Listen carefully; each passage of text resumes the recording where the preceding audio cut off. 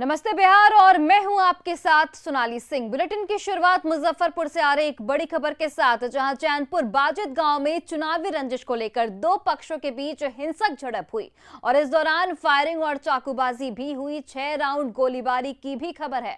घटना में दोनों पक्ष से 3 लोग घायल बताए जा रहे हैं, जिनमें से एक पूर्व सरपंच भी शामिल है। घटना की जानकारी मिलने पर मनियारी पुलिस गांव पहुंची और नवनिर्वाचित मुखिया सहित 9 लोगों को गिरफ्तार किया, जिनके पास से हथियार मिलने की बात भी सामने आ रही है।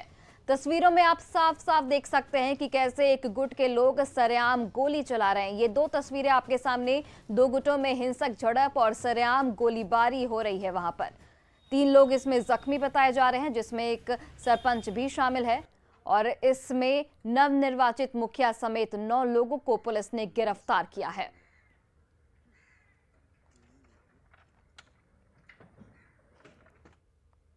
पटना के गौरीचक थाना क्षेत्र के कंडाप तारणपुर पंचायत के गोपालपुर गांव में चुनावी रंजिश को लेकर 2 गुटों में जमकर गोलीबारी हुई। दोनों पक्षों की तरफ से की गई गोलीबारी से पूरा इलाका थर्रा उठा। गनीमत रही कि गोलीबारी में कोई घायल नहीं हुआ। वहीं पुलिस के पहुंचने पर असामाजिक तत्व मौके से फरार हो गए। पंचायत चुनाव में मुखिया पद पर निर्वाचित राजू कुमार और चुनाव में हारे प्रत्याशी संजीव कुमार उर्फ फौजी पर गोलीबारी का आरोप है। दोनों पक्षों की ओर से गौरीचक थाना में एक दूसरे के खिलाफ नामजद प्राथमिकी दर्ज कराई गई है।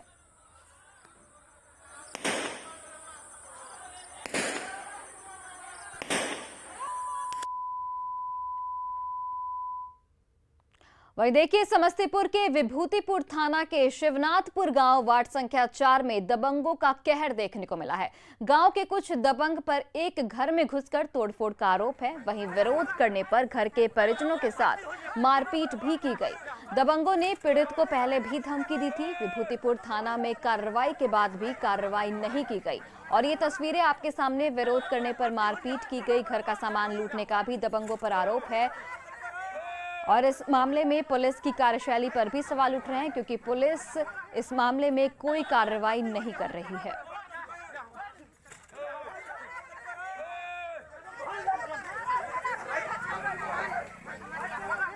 मारपीट किया गया था। आज से 5 दिन पहले दबंग लोग हमको धमकी दिया गया था, घर तोड़ देंगे नहीं तो तुमको जान से मार देंगे। आज वही अगर थाना में हम एप्लीकेशन दिए हुए थे, अगर थाना आज मेरा अगर बात सुनती, नहीं घर तोड़ के और लूट भी लिया है। मेरे साथ इतना आधार व्यवहार किया है। वो लोग 7-8 लोग था और हम अकेले और मेरे। और देखिए, पूर्णिया के कस्बा थाना क्षेत्र में 5 साल की बच्ची पर केतली से वार किया गया है। बच्ची को केतली से मारकर घायल करने का आरोप पड़ोस की महिला पर ही लगा है।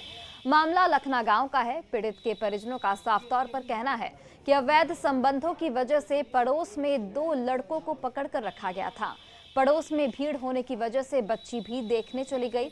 बच्ची को देखकर महिला आग बबूला हो गई और उस पर केतली से वार कर दिया। भागो, सब बच्चा भागो, तो भागेगा तो अब हेड होएगा ओसरा पर से, तब ना बरंडा से। इसी वजह से जो है केतली उठा के जो है मसलन केतली इसको झाड़ दिया, आंख में मार दिया। भभुआ में सड़क हादसे को हत्या बताने के मामले में पुलिस ने सनसनीखेज खुलासा किया है। जिस महिला की हत्या के मामले में ससुराल के 4 लोगों के खिलाफ केस दर्ज कराया गया था, वो मामला सड़क हादसा में मौत का मामला निकला। पुलिस का साफ तौर पर कहना है कि महिला अपने मायके से अपने प्रेमी के साथ बाइक से निकली थी और दुर्घटना में उसकी मौत हो गई थी। पुलिस ने जांच में इसका खुलासा करते हुए साक्ष्य छुपाने के आरोप में यूपी के सुनील कुमार यादव को गिरफ्तार किया है। लापरवाही बरती गई है। उनके द्वारा ना ही परिजनों को सूचित किया गया, ना ही पुलिस को सूचित किया गया, ना ही मौके पर तत्काल एम्बुलेंस को बुलाया गया और ऐसे आधार में जो आईपीसी की धारा 304 ए और 201 जो साक्ष्य छिपाने की धारा है, इसके अंतर्गत उनकी न्यायिक हिरासत। और इस वक्त की बड़ी खबर, बिहार में 4 जगहों पर एनआईए की रेड हुई है। माओवादियों के खिलाफ ये एनआईए की रेड है। हथियार, गोला बारूद बरामदगी के लिए ये छापेमारी एनआईए के द्वारा पटना, जहानाबाद, दानापुर, चैनपुर में छापेमारी की गई है। दानापुर के गजाधर चक में एनआईए ने छानबीन भी की और इस छापेमारी में अहम दस्तावेज भी मिले हैं। माओवादी परशुराम सिंह से ये पूरा मामला जुड़ा है। आपको बता दें कि दानापुर के गजाधर चक में पिछले साल अवैध हथियार की एक बड़ी फैक्ट्री पकड़ी गई थी। जांच में खुलासा हुआ था कि नक्सलियों के लिए हथियार यहीं से बनकर सप्लाई किया जाता है। एनआईए ने इस मामले में जहानाबाद में भी छापेमारी की थी। एनआईए की टीम दानापुर के गजाधर चौक पहुंची और फिर से जांच पड़ताल शुरू कर दी। अररिया में पकड़ी गई 3 विदेशी महिलाओं को न्यायिक हिरासत में भेज दिया गया है। एसएसबी ने जब इन सभी को पकड़ा था तब इनके पास से भारत आने का कोई दस्तावेज नहीं मिला था। उनके साथ मोहम्मद इस्माइल सहित 2 स्थानीय युवकों को भी पकड़ा गया है। अब ये जानने की कोशिश हो रही है कि आखिर बिहार आकर इनकी मंशा क्या थी।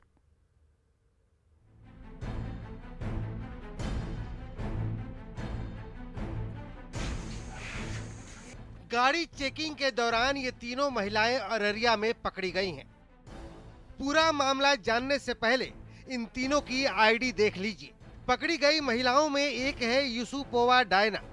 डेट ऑफ बर्थ है 16 जुलाई 2003 का, यानी उम्र है 18 साल और नागरिकता है उज्बेकिस्तान की। दूसरी आईडी है राजा बोवा की, जिसकी डेट ऑफ बर्थ है 12 मार्च 1999, यानी उम्र है 22 साल। इसकी नागरिकता भी उज्बेकिस्तान की है। और तीसरी आईडी है राजा बोवा इनोवट की, जिसकी उम्र है महज 20 साल और इसकी नागरिकता भी उज्बेकिस्तान की है। उज्बेकिस्तान की इन तीनों महिलाओं के साथ 2 भारतीय युवकों को भी पकड़ा गया है, जो नरपतगंज के बसमतिया के रहने वाले हैं।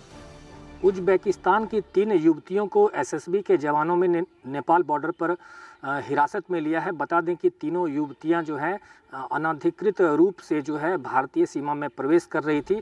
पकड़ी गई तीनों महिलाओं में से किसी के पास भारतीय वीजा नहीं है। पूछताछ में पता चला है कि उज्बेकिस्तान की ये तीनों महिलाएं नेपाल में काठमांडू घूमने के लिए आई थी और पिछले कई दिनों से नेपाल में घूम भी रही थी।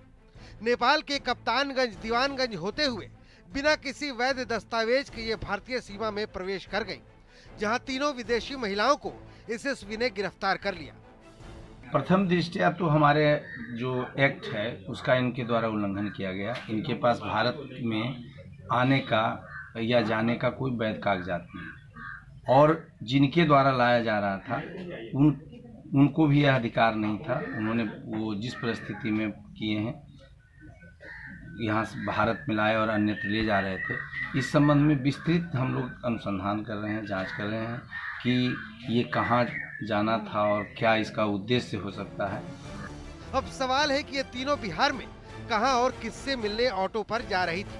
अररिया के नेपाल बॉर्डर पर रहने वाले इन लड़कों का अंतर्राष्ट्रीय गैंग से कहीं कनेक्शन तो नहीं है। न्यूज़ 18 के लिए अररिया से सतीश कुमार की रिपोर्ट।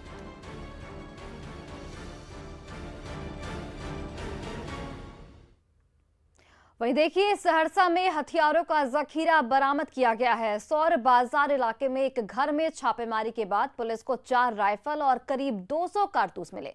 अब सवाल यह है कि आखिर इन हथियारों से किस वारदात को अंजाम दिया जाना था। सहरसा पुलिस को बड़ी कामयाबी मिली है। सौर बाजार थाना क्षेत्र के नयानगर मुसहरी रोता में पुलिस की टीम ने छापेमारी की, जहां से हथियारों की बड़ी खेप बरामद की है। पुलिस ने 4 लोगों को गिरफ्तार भी किया है। पुलिस अधीक्षक के निर्देश पर पुलिस ने कुख्यात बदमाश और रोता पंचायत की मुखिया बूढ़ी देवी के पति देवानंद यादव के ठिकाने पर छापेमारी की, जिसमें 4 राइफल, 1 पिस्टल, लगभग 200 गोली, 2 4 पहिया वाहन बरामद किया गया है। पूरी कार्रवाई में करीब 4 देसी राइफल, 1 देसी पिस्टल, 1 देसी कट्टा, करीब 178 गोलियां, 2 बिंडोलिया, 14 चार्जर जिसमें गोलियों को फंसा के रखा जाता है की बरामदगी की गई है। पुलिस आने की भनक लगते ही बदमाश देवानंद यादव भागने में सफल रहा। पुलिस देवानंद यादव को गिरफ्तार करने के लिए लगातार छापेमारी अभियान चला रही है। कुख्यात देवानंद यादव पर हत्या, लूट सहित दर्जन भर से ज्यादा मामले दर्ज हैं।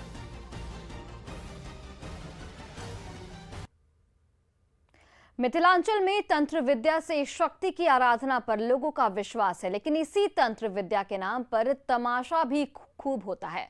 तमाशा भी ऐसा कि जिसमें दावे होते हैं नदी में 7 दिन पहले डूबे शख्स को जिंदा नदी से बाहर निकालने की। सोचिए जरा कि ऐसा संभव है।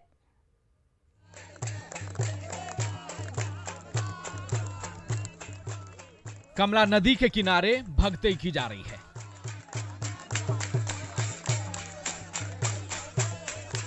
कमला नदी की पूजा की जा रही है।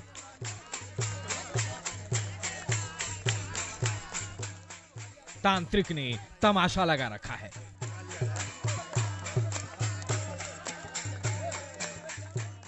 विश्वास में जकड़े लोग नदी के दोनों किनारे बैठकर तांत्रिक के तमाशे में उलझे हैं। अंधविश्वास पर विश्वास की इस तस्वीर में एक परिवार की बेबसी जरूर है।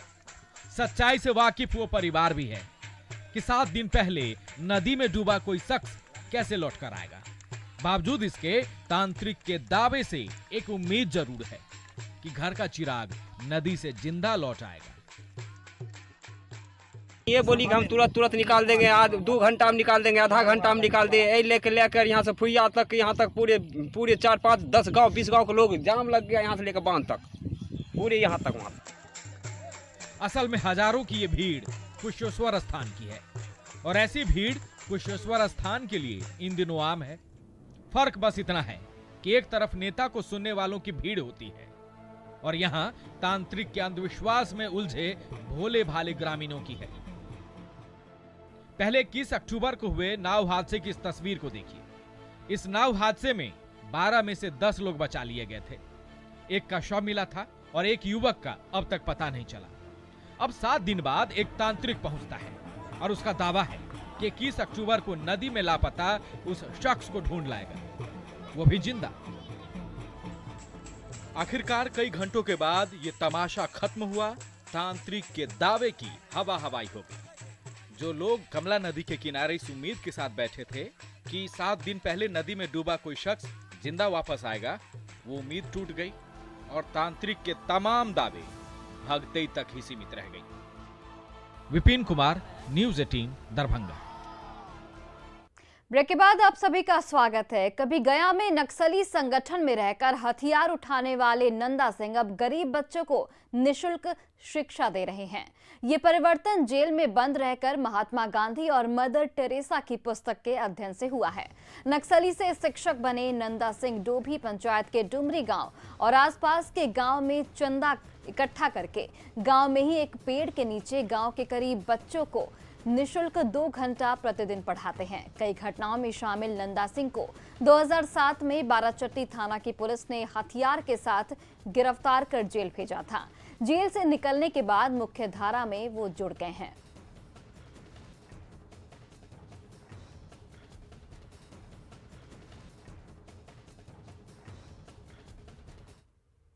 और अब बात महापर्व छठ की तैयारी की।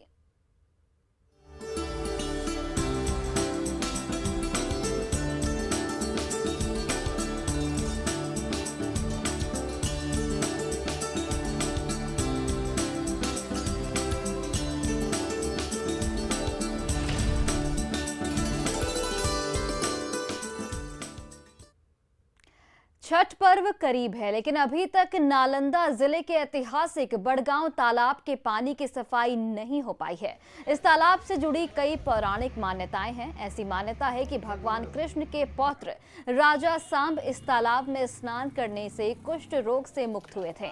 तब से देश भर के कोने कोने से श्रद्धालु इस तालाब में आकर स्नान करते हैं और भगवान सूर्य को अर्घ देते हुए छठ व्रत मनाते हैं। इस ऐतिहासिक तालाब को लेकर लोगों से बात की न्यूज़ 18 से हमारे सहयोगी अभिषेक कुमार ने। अभी हम मौजूद हैं नालंदा जिले के ऐतिहासिक छठ घाट बड़गांव में, जहां आप देख सकते हैं ये वही बड़गांव छठ घाट का तालाब है जहां का इतिहास काफ़ी पुराना रहा है। यहाँ पर बताया जाता है कि इस तालाब में जब भगवान कृष्ण पौत्र का पौत्र यहाँ पर जब पहुँचे थे तो उन्हें कुष्ठ से श्रापित थे और ख़ास करके वो मुक्ति के लिए यहाँ पर पहुँचे थे।